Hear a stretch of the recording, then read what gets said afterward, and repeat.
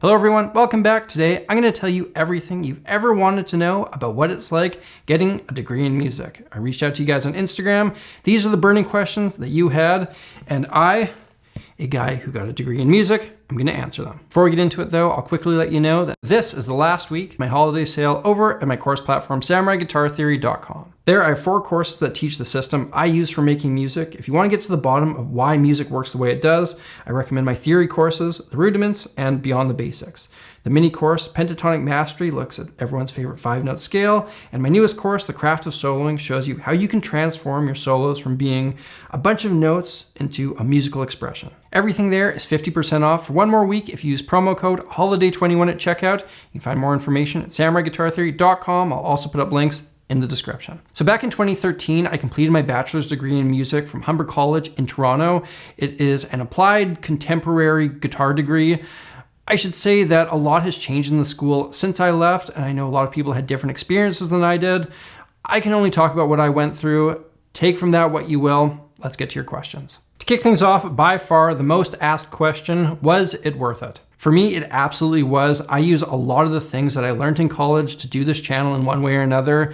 It gave me the opportunity to take my musical skills to a level that I never could have on my own, and it gave me a wealth of tools that I took into the professional world. The unique nature of running a YouTube channel for a living is that I can kind of just do whatever I want as long as it falls under the musical umbrella. So having that wide range of experiences that college provided me gives me a lot to draw on and use in these videos.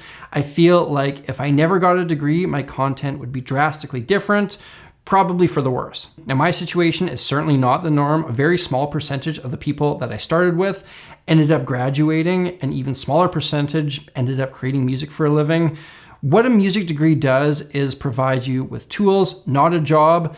Is that worth it? Well, that's going to be subjective. A lot of people also want to know if I went to school with anyone who went on to become famous. I guess that depends on your definition of fame. I started school with the guys from Bad Bad Not Good, but I only ever knew their touring pianist and their saxophone player.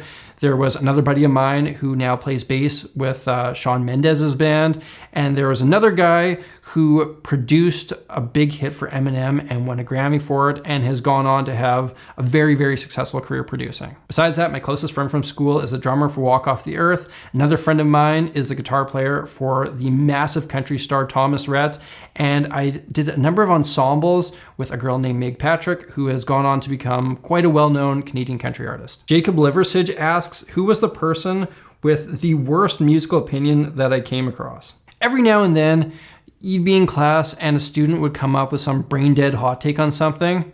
But I mean, that's kind of to be expected, and I was guilty of a number of those myself. But I think the worst opinion that I came across came from some of the teachers. It was the idea that you should practice, play, and dedicate your life to traditional jazz in order to create some sort of career. Don't get me wrong, I think that traditional bebop or whatever is probably the best training ground for a lot of other styles, but you should only devote your life to it if you truly love it, because there is little, if any, money to be made in it. And I think for the most part, it's kept alive by the music educational system. I had a lot of teachers that would have you believe something very different than that. Landon Smith 522 wants to know what they actually teach you there. Okay, so this is definitely worth going over. The first and second years were very much jazz performance focused. We had a jazz improv class that basically was you play in solo over top of jazz standards with your classmates as a teacher offers insights and critiques it.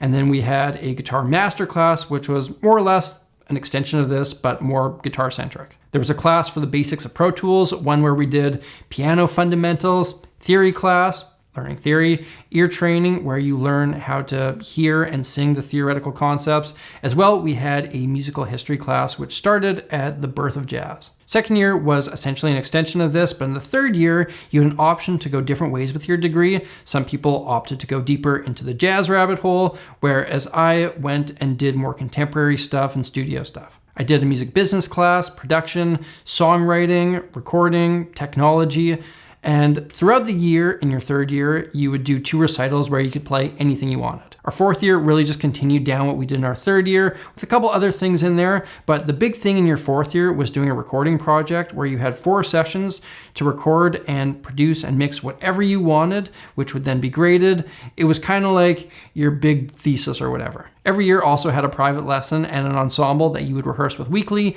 and perform with twice a year. And that is a pretty decent overview of my 4-year degree. Next up, guitarist Fia asks if there were more men or women. In my whole year, there were under 10 female instrumentalists out of, I want to say, hundreds. The only place where this ratio was closer to 50-50 would have been the vocalists. I don't know exactly why this is. That's a conversation for another day. But I would hope that now and moving forward, you'd see more women in all aspects of the music industry. But that was definitely not the case when I was there. Moving on, what is the most embarrassing musical related memory that I have from school? For one of my first year improv exams, I played a full chorus of Herbie Hancock's Maiden Voyage, a half step up from where it should have been. And that would have been in front of the entire class. So yeah, that one was pretty rough. T-Funk asks if I ever got to play any rock music or was it just theory, jazz, and classical? In the first 2 years, not really, but in my 3rd and 4th years, you can incorporate all sorts of genres into the studio stuff. In the ensembles, there were quite a lot of different options. I did an African ensemble, I did a funk ensemble, as well as a bluegrass one, and these were taught by guys who were very legit at their genres. Next up, Andors asks, what kept me motivated to stay in? I personally didn't really struggle with motivation. I started my degree 4 years after I finished high school, and during those in-betweener years, I realized that I wanted to do music for real and I did want to get a music degree. I wasn't just doing it because I needed something to do. One of the things that did motivate me was that I knew that my time in school was going to be finite and it was probably the only period of my life where I could just fully commit myself to becoming the best musician I could in a setting that fostered this kind of thing. I knew that the way that I was practicing wasn't long-term sustainable, but I would tell myself that, hey, this is coming to an end when you graduate, and I would use that knowledge to kind of just push myself through those tough times. Moving on, actually, Colton asks, are there good pathways to careers in the industry once you graduate? I don't think so, not in a traditional sense at least. A music degree is worth no more than the piece of paper that's printed on. The only direct value that it has ever given me is that I once got a teaching job, which paid more because I had a degree. Like I said earlier, it's the work that goes into getting that degree that gives you those tools that have real world value. But on top of that, the network that you get from going to school for music is equally valuable. All the gigging and all the work that I did when I was living in Toronto came from the connections that I made through school. Had I just moved there, rented an apartment, and tried to make it happen, that would have been so much harder. On a similar note, Lowell Jack asks if I gigged a lot when I was at school. I was pretty lucky. I showed up in Toronto knowing absolutely nobody, but I think at school's orientation, I befriended my buddy Joel, and he was like, hey, we need a guitar player for my traditional ska band.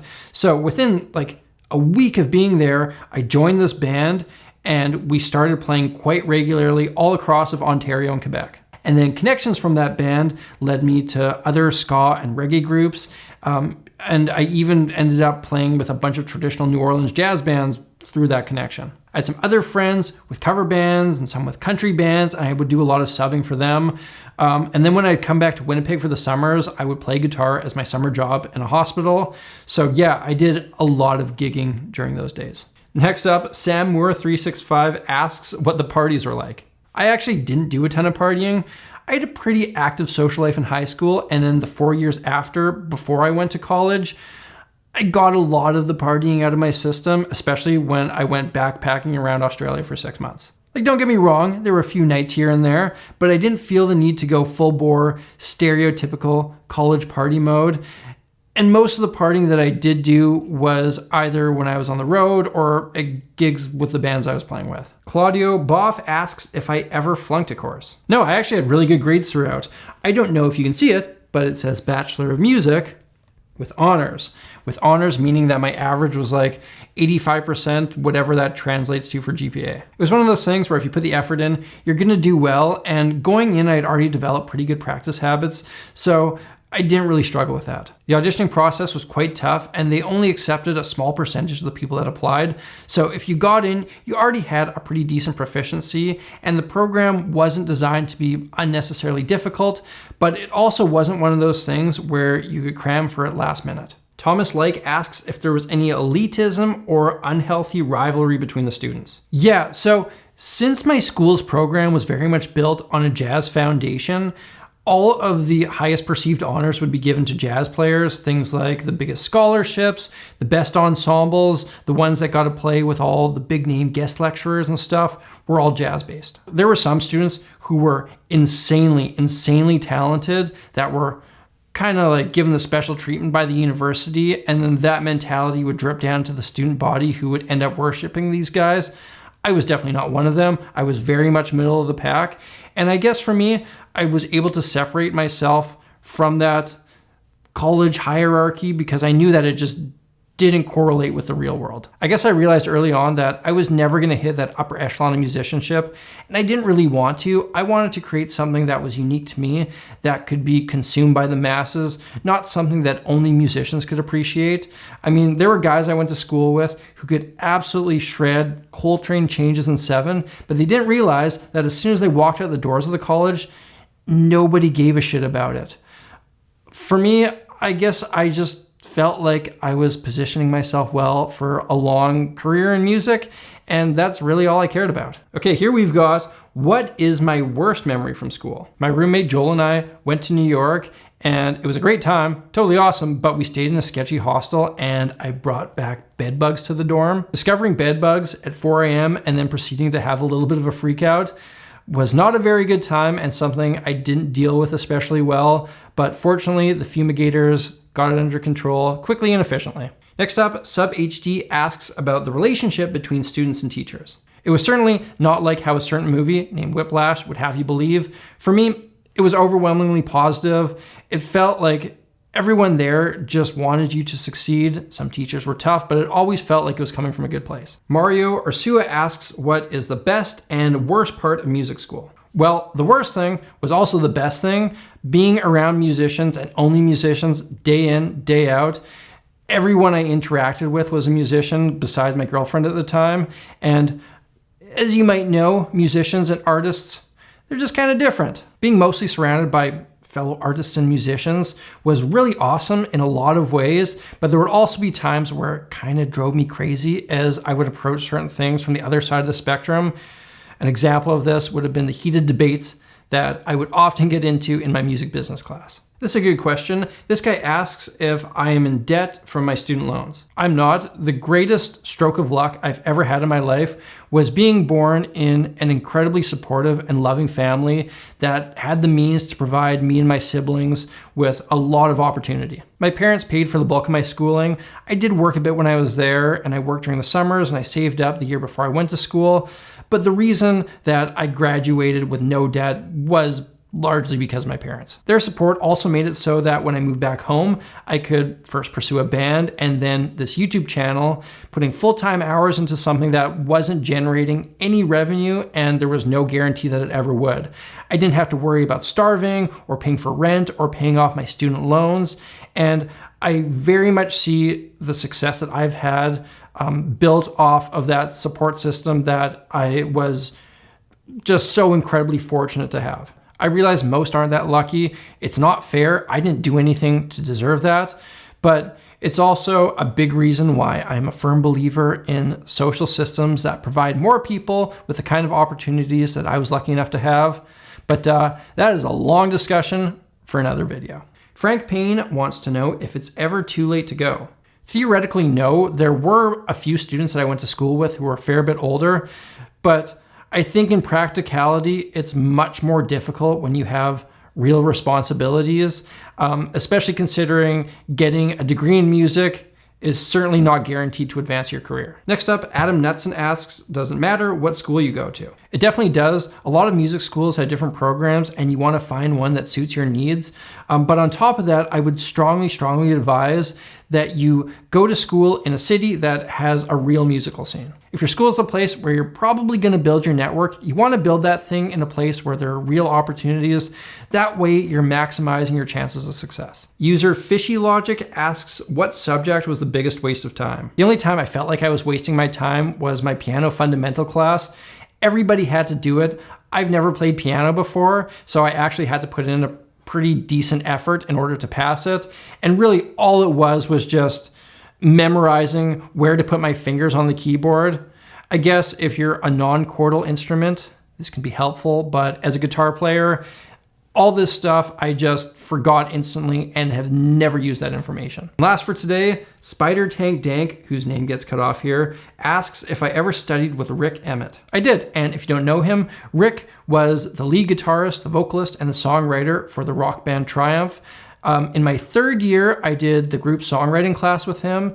And then in my fourth year, I did my private lesson with him, which is basically we would just get together every week and work on the songs that I'd written. I was the only student that he'd ever taken on privately, so it felt like quite a big honor. And honestly, that hour that I'd spend with him every week was probably the most valuable thing that I did during my entire degree. He was the first person that I ever met that had real bona fide success in the music industry. He was a rock star. He had written massive, huge songs that I grew up listening to on the radio. He played all the biggest venues. He had some of the most amazing stories. He had signature guitars, stuff like that. Before I met Rick, this kind of thing was completely mystical. I'd read about it in rock and roll biographies. I dreamed about it. But I never met anyone who had actually done it. And by getting to know Rick, it made it feel just a little bit more believable that I too could find success in this industry. I think the highlight of my music school experience was in one of the group songwriting classes I did with Rick. We had this class where we would each bring in a song that we had written, and then everybody would kind of weigh in their thoughts, and then Rick would be the last one to critique it. Now I'll tell you, he's a tough critic, he's a fair one, but he is quite tough. So I brought in a number of songs throughout the year, and they all received pretty harsh words, but I just kept working and working, trying to get better at this craft. And so I'll never forget it. The last song that I brought in, I played it for him, and I remember he told me, he was like, if you can write songs that are that good consistently, you have a very strong chance at a long career in the music industry. He never said stuff like this. I always believed that I could do something with music, but hearing a guy like Rick say that was the first time it was ever actually confirmed by a legitimate industry professional. I mean, ultimately my career ended up going in a different way than the songwriting path, but it was by pursuing that full and wholeheartedly that it eventually led me here on YouTube. And I wonder if I ever would have gotten here if it wasn't for that interaction. There were times after I graduated that I felt like I was just blindly and recklessly pursuing a dream for far too long.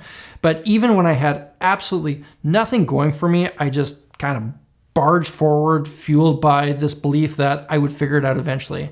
And I think that Rick was a big part in keeping that inner belief in me alive. Ladies and gentlemen, there you have it. Everything you've ever wanted to know about going to school for music. Don't forget that everything over my course platform is 50% off for one more week with promo code HOLIDAY21. The stuff that I teach over there is very much the things that I learned when I was at school, boiled down into easy to grasp, visually pleasing courses. You can find more information on that over at samuraiguitartheory.com. I'll also put up links in the description. Don't forget to use that promo code HOLIDAY21. Thank you all for watching, and an extra big thank you to everyone who supports my channel through Patreon. If you want to check out another video like this one, hit that link up there. If you're new here, hit that subscribe button, ring that bell, and stay tuned for a wide range of music-related content. Until next time, look after yourselves, look after each other, look after the planet. I'm Samurai Guitarist, and I'll see you again soon.